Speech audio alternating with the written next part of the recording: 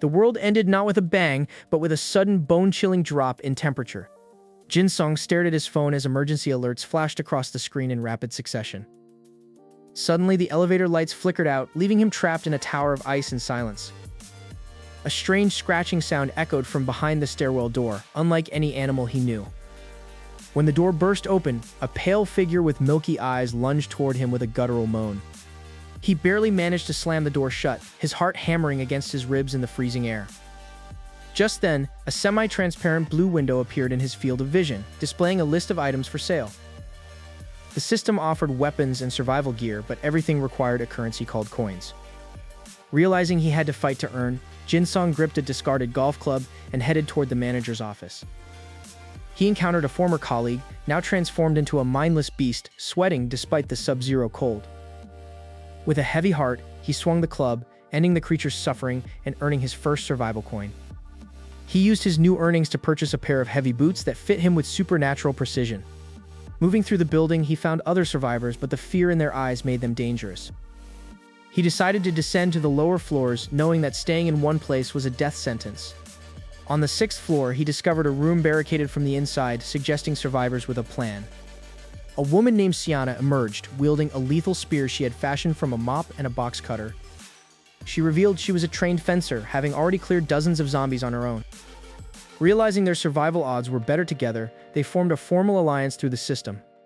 Their first goal was to secure more supplies, as their food stocks were dwindling rapidly. Jinsong used his coins to buy Siana a pair of custom-fit boots, ensuring she remained mobile and warm. They decided to climb to the roof to check on a defunct solar generator Siana once managed. The roof was a white desert, the city below silenced by a layer of deep, undisturbed snow. Together, they dismantled the solar panels, hoping to bring electricity back to their camp. Back inside, the warmth of a small fire and the first sip of melted snow felt like a luxury. Their peace was shattered by the sound of an explosion echoing from the lower floors. They found the 5th floor devastated, the work of a desperate manager who had used explosives against a looter group. The manager lay trapped under rubble, begging to be turned into a zombie rather than face death. Jinsong refused the horrific request, ending the man's misery before the looters could return. With the building no longer safe, they decided to make a break for the logistics warehouse on the city outskirts. They descended into the parking garage, where the air was stagnant and filled with the smell of decay. Dozens of zombies wandered the concrete labyrinth, their moans echoing off the cold walls. Siana led the way, her spear flashing in the dark as she dispatched anything that got too close. They finally reached the exit, but the blizzard outside was a wall of white that threatened to bury them. Seeking shelter, they managed to pry open the door of an abandoned city bus. As zombies surrounded the vehicle, Jinsong desperately tried to start the frozen engine. With a roar, the engine sputtered to life, and the bus lurched forward, scattering the undead. They drove until they reached a point where the road was completely blocked by a mountain of ice. Abandoning the vehicle, they continued on foot, their breath coming in ragged plumes of frost. Ahead, the looming walls of the logistics warehouse appeared, a fortress of steel against the winter. But the gates were locked and topped with fresh barbed wire, indicating someone was already inside. Siana climbed the wall to scout, only to be met by a survivor holding a pistol to her head. To Jinsong's shock, the intruder was his old office friend who had also survived against the odds. They finally had a base, and for the first time in weeks, Jinsong felt a flicker of hope for the future. Jinsong tightened the straps of his makeshift backpack, knowing he couldn't stay in the manager's office forever. He gripped his modified golf club, the cold metal biting into his palms through his thin gloves. The silence of the 6th floor was broken only by the distant, rhythmic moans of the undead lurking in the lobby. As he rounded the corner near the break room, he noticed a door reinforced with heavy wooden planks from the inside. He knocked softly on the wood, whispering a plea for any living soul to answer his call. The barricade groaned as it was slowly moved aside, revealing a woman holding a sharpened mop handle like a spear. It was Siana, a co-worker known for her athletic prowess, now looking weary but incredibly capable. She explained how she had survived by clearing the floor herself, showcasing a row of fallen zombies in the back hallway. Jinsong realized that teaming up with her was his best chance at making it out of the city alive. He offered her a pair of insulated boots from his system shop, a gesture of trust that solidified their bond. They decided to head for the logistics warehouse, a fortified location Siana knew from her daily commutes. The descent to the parking garage was a slow, agonizing process of avoiding creaky floorboards and frozen puddles. In the garage, they found a small group of undead wandering aimlessly between the abandoned cars. With a swift movement, Siana lunged forward, her spear finding the mark in a zombie's cranium with practiced precision. Jinsong followed her lead, smashing his club into the side of another creature that tried to flank them. They reached the exit, but the sight of the open street was a nightmare of whiteout conditions and hidden threats. The wind howled like a banshee, threatening to freeze their lungs with every breath they took. Suddenly the wind shifted, and the scent of living flesh was carried directly toward a nearby horde. Dozens of eyes turned toward them, and the shuffling creatures erupted into a frantic, stumbling sprint. "Over here!" Jinsong shouted, pointing toward a stalled city bus half buried in a drift. They scrambled to the bus door, Jinsong prying it open with his club just as the first zombie reached his heels. They slammed the door shut, the glass rattling as a dozen hands began to beat against the frame. Jinsong crawled into the driver's seat, desperately turning the key until the engine finally coughed to life. He floored the accelerator, the massive vehicle lurching forward and crushing several undead beneath its heavy tires. The bus skidded uncontrollably on the black ice, scraping against the side of a concrete building with a deafening screech. It finally came to a halt, wedged firmly into a narrow alleyway where the zombies couldn't easily surround them. From a window above, a mysterious survivor signaled them with a flashlight, indicating the path was clear. They used the distraction to slip away, moving through the subway tunnels to avoid the freezing winds above. The tunnels were a graveyard of frozen travelers, their bodies preserved in the perpetual chill. They followed the tracks for miles, the rhythm of their footsteps echoing through the hollow darkness. A massive shadow loomed ahead, a giant variant zombie standing nearly 7 feet tall. Jinsong engaged the beast, using his new spear to keep it at bay while Siana looked for an opening. Siana delivered a crushing blow to the monster's skull, ending the threat and earning Jinsong more system coins.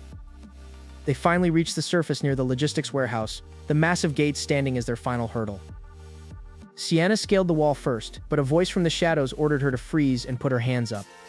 It was Cho Jung, another coworker from the dev team who had fortified the warehouse and was wary of intruders. After a tense standoff, Jinsong convinced Jung of their identity, and the gates were finally opened. Inside, the group shared a humble meal of instant ramen, the steam rising in the cold air. They began to plan their survival, knowing that they now had the tools and the space to hold out. But as they settled in, a distant sound of a motorcycle echoed from the streets, drawing a fresh tide of the undead toward their new home. The distant roar of a motorcycle engine vibrates through the cold air, signaling the approach of a fresh nightmare.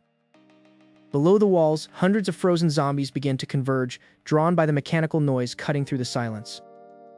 Jinsong quickly signals Siana and the group to take their defensive positions at the reinforced glass doors.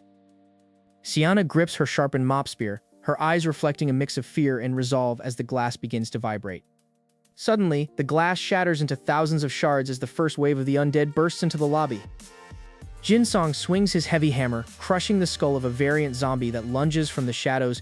X012420, latest http://www.youtube.com/watch v equals vi1g1kkmfw ett5060. The survivor group funnels the monsters into the narrow staircase to prevent being completely overrun. From the upper window, Jung watches as the mysterious biker leads the remaining horde further into the city. 01 GOS 0351 http://www.youtube.com/watch equals v1g1kkmfw at equals 3831. After hours of brutal combat, the warehouse falls silent, the entrance now blocked by a mountain of undead corpses. 0125.0- http://www.youtube.com/watch because vi1g1kk amfw 18 or 3902. Jinsong utilizes his remaining system coins to upgrade the group's thermal gear, preparing for the coming blizzard.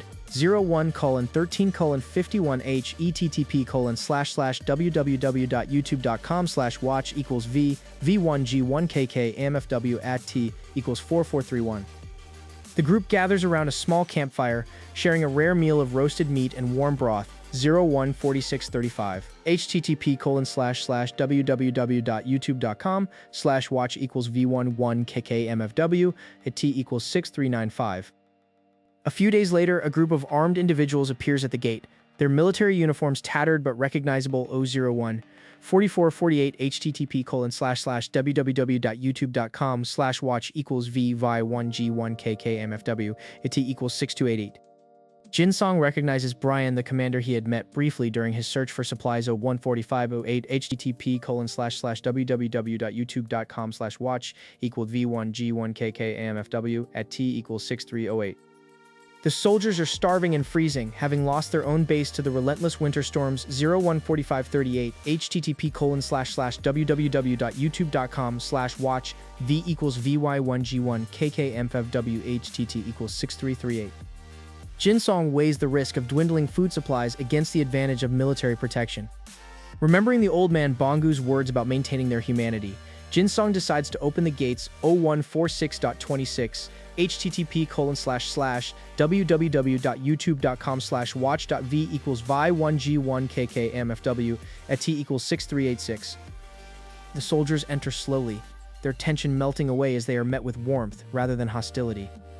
Siana and the others immediately begin preparing extra rations to help the newcomers recover 014631 http://www.youtube.com/watch equals vy1g1 kkAMFW at t equals 6391.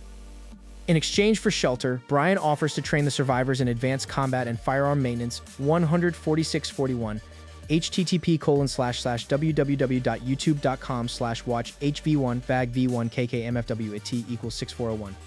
For a brief period, the warehouse transforms into a thriving community of both civilians and soldiers. Little Agu receives a pair of binoculars from the soldiers, her laughter filling the rafters for the first time 014651 http://www.youtube.com/watch dv1g1k amfwat t equals 6411. However, the peace is threatened when a massive fire is spotted in the distance, consuming their secondary food stash 01470z http://www.youtube.com/watch equals vy1g1 kkMFW at equals 6427.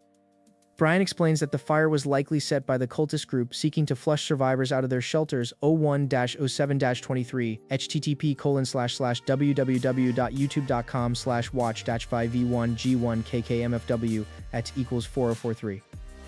Jinsong realizes that they can no longer simply hide, they must protect the sanctuary they have built. The group spends the night reinforcing the outer gates and preparing a counter-ambush strategy. As the blizzard returns with renewed fury, the survivors wait in total silence for the cultists to arrive. Through the swirling whiteout, the silhouettes of several hostile vehicles emerge, their headlights cutting through the snow. Jinsong gives the command, and the combined forces of the warehouse open fire on the intruders. The cultists, caught off guard by the organized resistance, scramble to find cover in the open snow. Siana uses her athletic grace to flank a group of attackers, taking them down with precise spear thrusts. The hostile forces realize they are outmatched and retreat back into the storm, leaving their vehicles behind. Jinsong walks through the aftermath, realizing that the cost of survival is a permanent loss of innocence. Brian approaches Jinsong and salutes, formally recognizing him as the leader of their new joint community. With the immediate threat neutralized, the group begins the final process of fortifying the warehouse into a permanent base. The blizzard finally breaks, revealing a world that is still frozen but no longer seems entirely hopeless. Inside the warehouse, the hum of the power generator provides a rhythmic heartbeat to their new life. Jinsong and Siana stand together on the mezzanine, watching the diverse group of survivors work in harmony. They have enough food, water, and heat to endure the long winter ahead. The shop system flickers one last time, displaying a message that the final objective of Sanctuary has been achieved. In a world of ice and death, they have found the warmth of human connection, the ultimate key to their survival.